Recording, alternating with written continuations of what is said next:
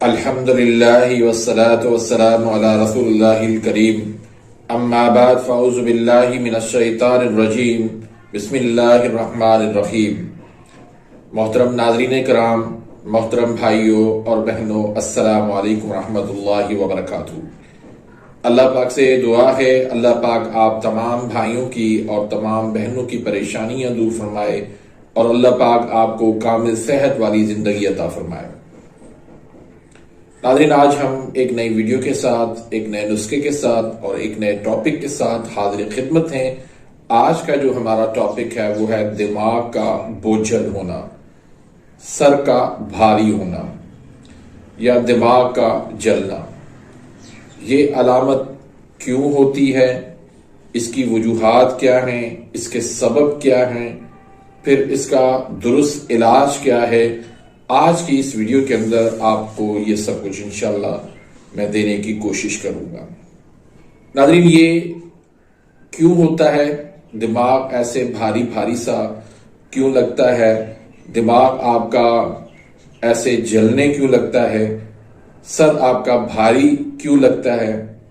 इसकी वजह दरअसल ये होती है कि ब्लड की जो सर्कुलेशन होती है वो दिमाग की तरफ बहुत ज्यादा होती है। खून का बहाव जो है वो दिमाग पर बहुत ज्यादा होता है, जिसकी वजह से आपके दिमाग पर, आपके आसाब पर सोजिश हो जाती है और जो बलगम का अखराज होता है वो वहां पे रुक जाता है। जब बलगम का अखराज होना रुक जाता है तो वहां पर फिर सोजिश हो जाती है, वहां फिर आसाब पर सोजिश हो जाती है। ये क्यों होती है?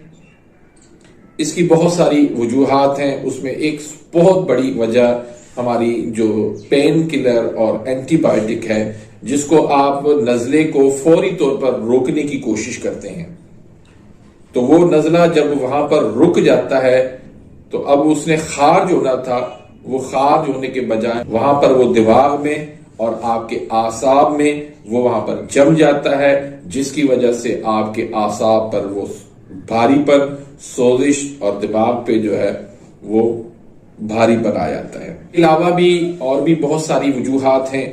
अगर आप कोई दिमागी काम ज्यादा करते हैं तो उससे क्या होता है कि आपके दिमाग के ऊपर बहुत ज्यादा प्रेशर बनता है, जिसकी वजह से ब्लड की सर्कुलेशन जो है, खून का बहाव जो है वो दिमाग की तरफ बहुत ज्यादा हो जाता है। कोई टेंशन आप लेते हैं, कोई स्ट्रेस आप लेते हैं तो उस वजह से भी ये मसला हो जाता है। फिर नींद की कमी की वजह से भी ऐसा हो जाता है।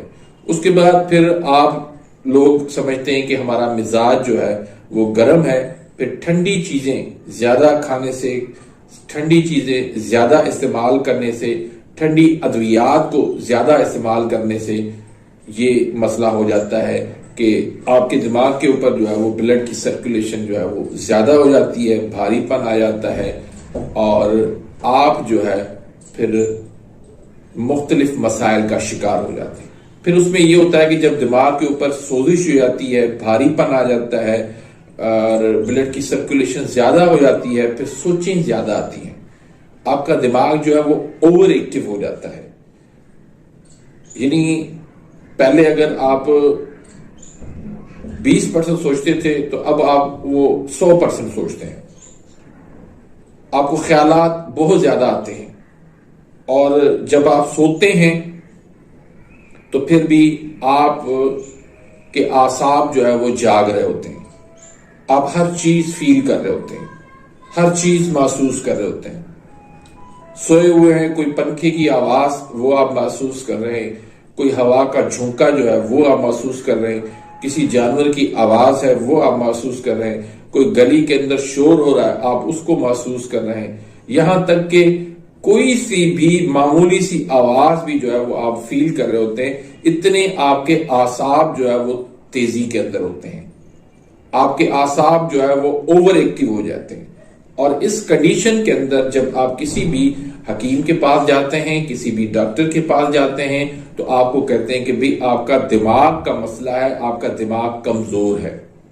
और फिर वो क्या करता है कि उसको दिमाग को तेज करने के लिए खमीरा जात आपको इस्तेमाल करवाता है, जिससे क्या होता है कि जो बलगम पहले ही जमा हुआ है वो खमीरा जात खाने से मजीद दूसरा बलगम जो है ना बन के वो उसी जगह पे फिर मजीद सोजिश का सबब बन जाता है। ठंडी चीजें वो ज्यादा खाने की वजह से मजीद जो है वो आपके दिमाग के साथ मसला बन जाता है। याद रखिएगा कि ऐसी कंडीशन के अंदर आपका दिमाग कमजोर नहीं है, बल्कि आपका दिमाग जो है वो ओवर एक्टिव हो गया है, आपके आसाब के अंदर सोजिश हो गई है शिद्दत मर्ज की वजह से। तो ऐसी कंडीशन के अंदर सबसे पहली बात यह कि दुरुस्त तशखीस का होना दुरुस्त है।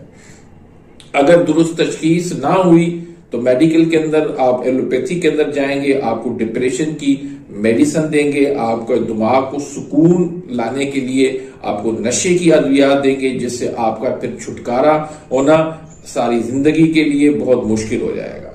तो इसलिए दुरुस्त तशखीस अपनी करवाएं और उसके बाद फिर दुरुस्त इलाज की तरफ आए। अब इसका हम इलाज की तरफ हम आते हैं कि इसका हमने इलाज किस तरह करना है। तो उससे पहले अगर आपने मेरे इस चैनल को सब्सक्राइब नहीं किया तो सब्सक्राइब कर दीजिए, बेल आइकन घंटी के निशान को प्रेस कर दीजिए ताकि मेरी हर आने वाली लेटेस्ट वीडियो का नोटिफिकेशन आप तक पहुंच जाए और आप मेरी वीडियो से मुस्तफीद होते रहें। तो नाज़रीन, ये जो बलगम का अखराज ना होना ये इतना खतरनाक है कि बाज़ औक़ात ये बलगम दिमाग के अंदर वहां पर रुक के ये रसोलियां तक भी, ट्यूमर तक भी बन जाते हैं। तो हमेशा प्रॉपर तरीके से इलाज करवाएं, टेम्परेरी तौर पर बलगम को रोकने की कोशिश ना करें, ये आपके लिए खतरनाक साबित हो सकता है। तो इलाज के लिए हमने क्या करना है कि ये सर्दी का मर्ज है तो हमने इलाज इसका गर्मी से करना है। दिमाग की तरफ जो बलगम रुका हुआ है, जो खारिज नहीं हो रहा, तो उसके लिए जब हम हरारत देंगे, हरारत गरीजा जिस्म के अंदर पैदा करेंगे, तो वहां से फौरन जो है उसका अखराज होना शुरू हो जाएगा। ब्लड की सर्कुलेशन जो दिमाग की तरफ बहुत तेज थी, जो खून का बहाव बहुत तेज था, वो दिमाग से हटकर वो जिगर की तरफ हो जाएगा। जिगर आपका एक्टिव हो जाएगा। जिगर के अंदर जो है वो तहलील जो हो रही होती है वो खत्म हो जाएगी और आप जो है वो एक सुकून सा महसूस करेंगे। आपका इलाज जो है वो कुदरती तरीके से, सर्दी का इलाज जो है वो गर्मी से जैसे होता है, गर्मी का इलाज सर्दी से होता है, तो इस तरीके से आपका दुरुस्त इलाज हो जाएगा। तो ये कानून मुफ्रद आज़ा को अल्लाह ने ये एजाज बख्शा है कि ये बिल्कुल ऐन फितरत के करीब है। इस जैसा कोई दूसरा इलाज, तरीका इलाज नहीं है जो ऐन फितरत के मुताबिक हो।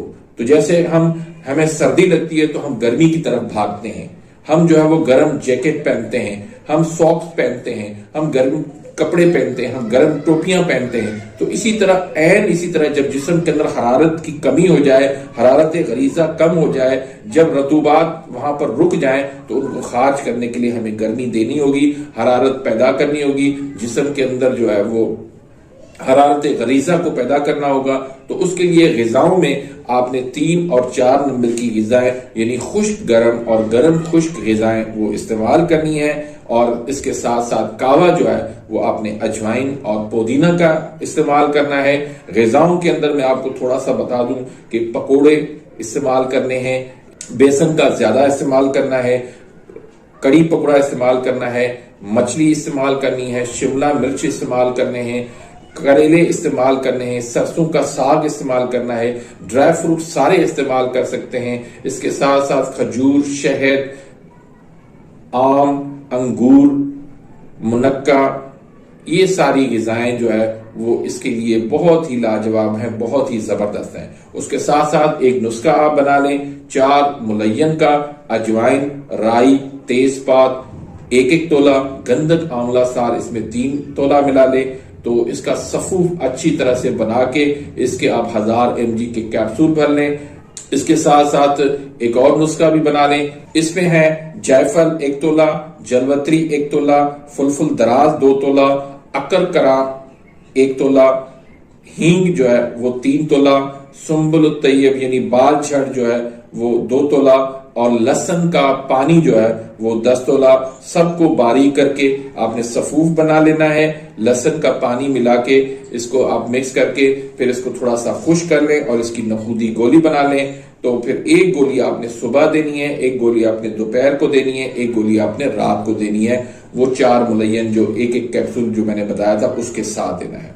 इसके साथ साथ आप जवारिश कमूनी का नुस्खा है वो भी आप दे सकते हैं, वो बहुत जबरदस्त नुस्खा है, वो भी आप बना के दे सकते हैं। अगर ये तीनों नुस्खे आप बना के इस्तेमाल करवाएंगे तो इंशाल्लाह ये आपका मसला जो है वो बहुत जल्द खत्म हो जाएगा।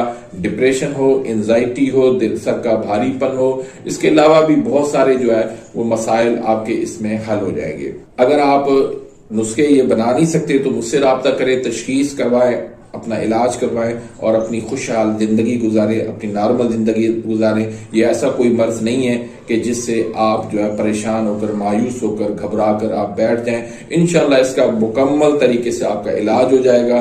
उम्मीद करता हूं कि आज की इस वीडियो से आप मुस्तफीद होंगे। मिलते हैं इंशाल्लाह एक और नई वीडियो के साथ, तब तक के लिए इजाजत, अल्लाह हाफिज।